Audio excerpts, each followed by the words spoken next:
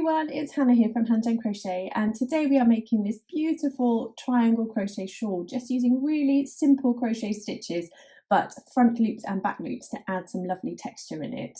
And I have chosen to use Wanda acrylic yarn for this design, and I've got Sandbar and Cocoa here, and I'll put the information and the links in the description below for you.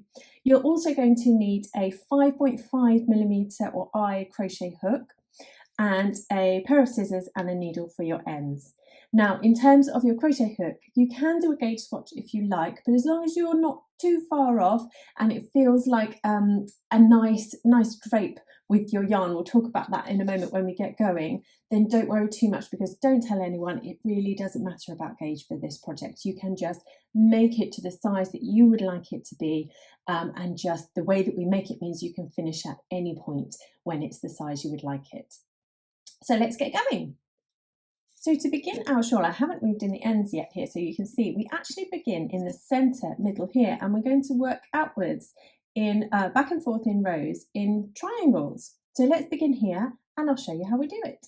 Right, so we're going to begin with the colour that you would like for the centre of the shawl. And of course you can use one colour, you can use stripes, you can use as many different colour combinations as you like for this. But this is the one that we will begin with. And we're going to pop a slip knot on the hook. And then we're going to chain 2. And now into this second chain from the hook, we're going to work 4 double crochet. I'm going to speak in US crochet terms throughout this tutorial. So 4 double crochet.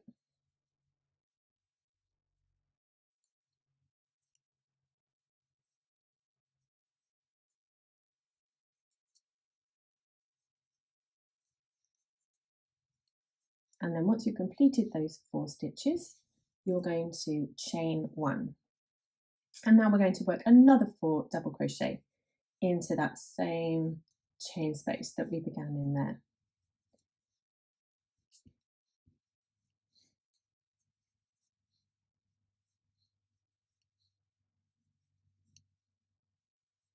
And that's our first row complete.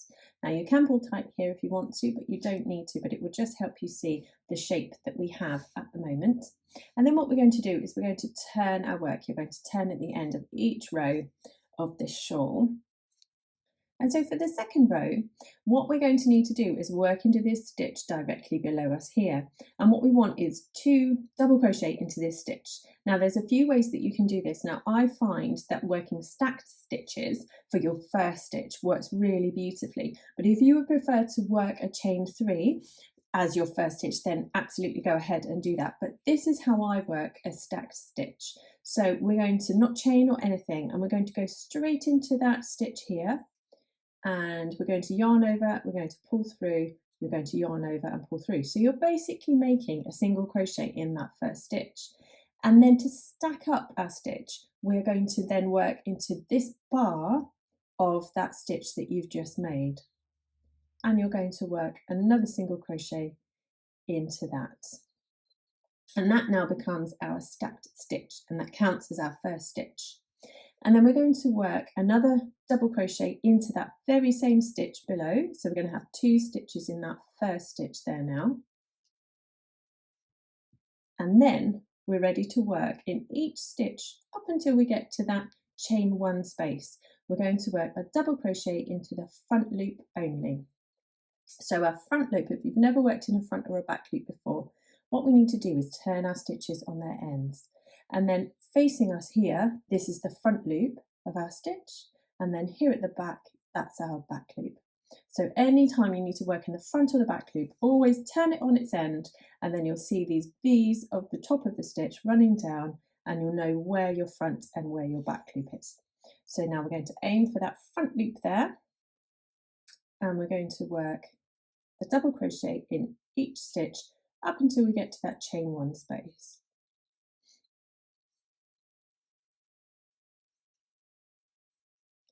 So there's 3 of those to do. And then in this chain 1 space, what we're going to do is work 2 double crochet, a chain 1 and 2 double crochet. So that looks like this. So right into that chain 1 space, we have 1, 2 double crochet,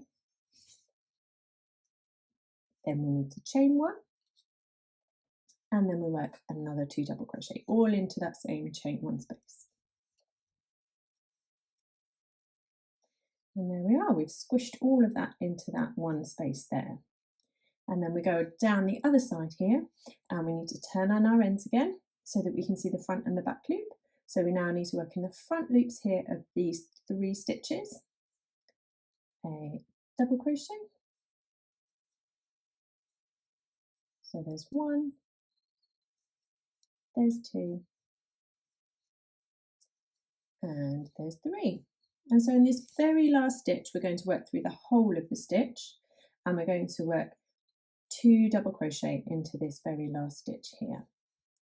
So 1 and 2. And that is our second row complete. And you'll see it starts to take shape almost immediately. And then we're ready to turn, because we're always turning. And you can start to see the texture here already popping through.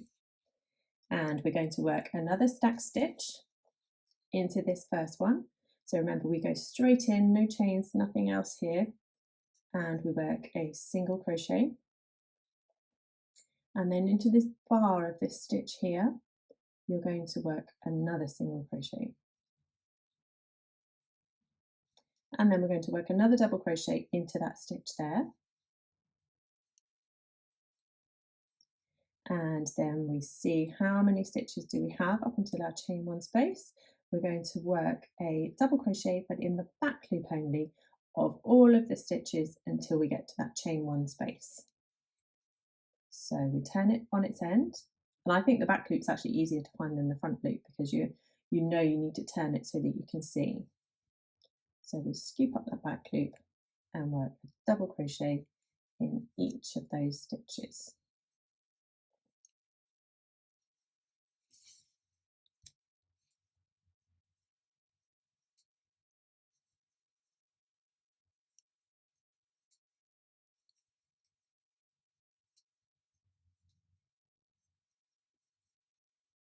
And now we've arrived at that chain 1 space.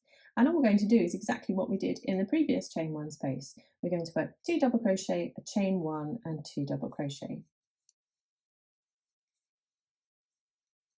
That's 2 and a chain 1 and then 2 double crochet. And then we're ready to go down this other side here, and it's just going to mirror what we did on this side. So we're going to work in the back loop only of all the stitches up until this very last one. So that looks like this. Turn it on its end, grab those back loops,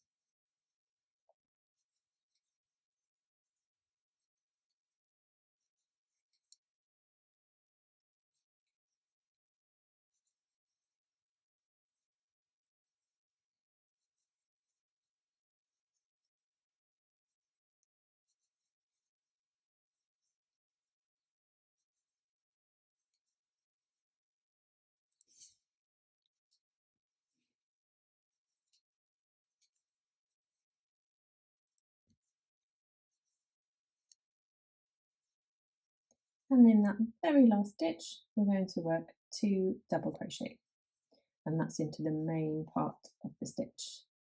Don't worry about your front loops or back loops there at that last one. And that is the next row complete. And now, don't tell anyone, but that's it. That's all you need to know for the entire shawl here. So what we're going to do is now turn, and we're going to repeat the row that uses the front loops only, and then you'll turn and you'll do back loops only. Front loops, back loops, front loop, back loop, exactly the same as you did before. So we'll just start the next one together and then you'll be ready to go. So we're going to work a stack stitch, so straight into that first one and then into the bar, and then a double crochet in there, giving you 2 stitches in that first one, and then we just fly along working in the front loops only up until that chain 1 space.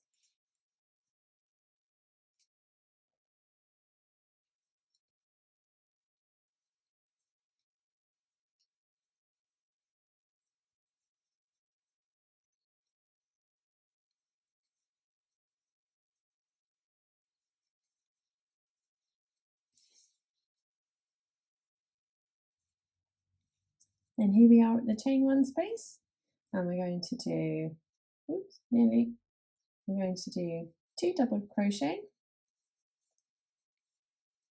a chain one, and then 2 double crochet. And here we are ready to work into our front loops up until that very last stitch.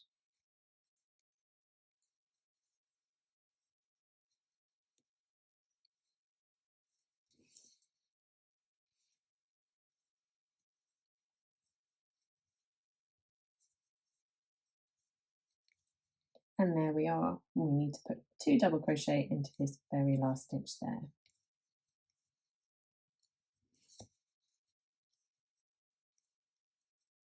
And we're ready to turn. And then we're on to the back loop row.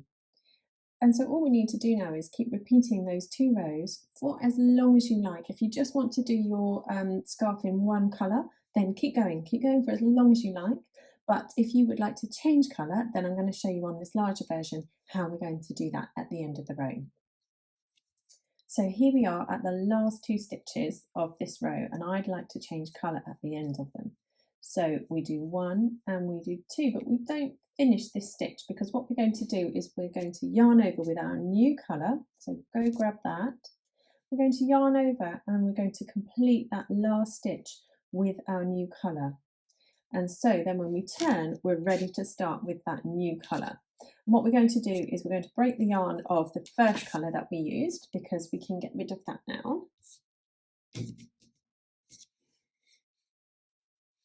And then all we need to do is turn our work, which is getting bigger and bigger now and harder to manage. And then you are ready to launch into exactly the same pattern. So wherever you decided to change colour, you then just continue in that same pattern. We're going to work a stack stitch in that first one. And when you change colour, you might just find that you just need to anchor those ends, those tails, while you do that first stitch, otherwise it goes a bit wibbly wobbly. And then you're ready then, you've got your tension set, but I do just keep hold of those ends like I'm doing there in this hand here, just to help me keep them out of the way more than anything really, and keep that tension nice and neat. So once you are absolutely convinced that your piece is finished, I would then weave those ends in. I wouldn't weave them in at this point. You can if you want to, but if you change your mind and you want to change your colour sequence at any point, then it'll be really tricky to undo. So I would err on the side of caution and just leave them be for a little bit. And then we're ready. We're going to be working in the back loops for this row. So then we just go for it. In the back loop only, up until you get to that chain one space, and then work the chain one space. We do a 2 double crochet, chain 1, 2 double crochet, and then work all the way down the end, the other side rather, as we have been, and then you're ready to turn and just carry on and do a front loop version, and a back loop version, front loop version, back loop version. However you would like your colour sequence to be, just change colour at the end of each row like that, and then at the end weave in all of your ends. And then you will also see in the pictures that I've done options. I've added tassels, I've left it plain. There are so many different ways that you could, you could add a fringe, couldn't you, to the shawl as well.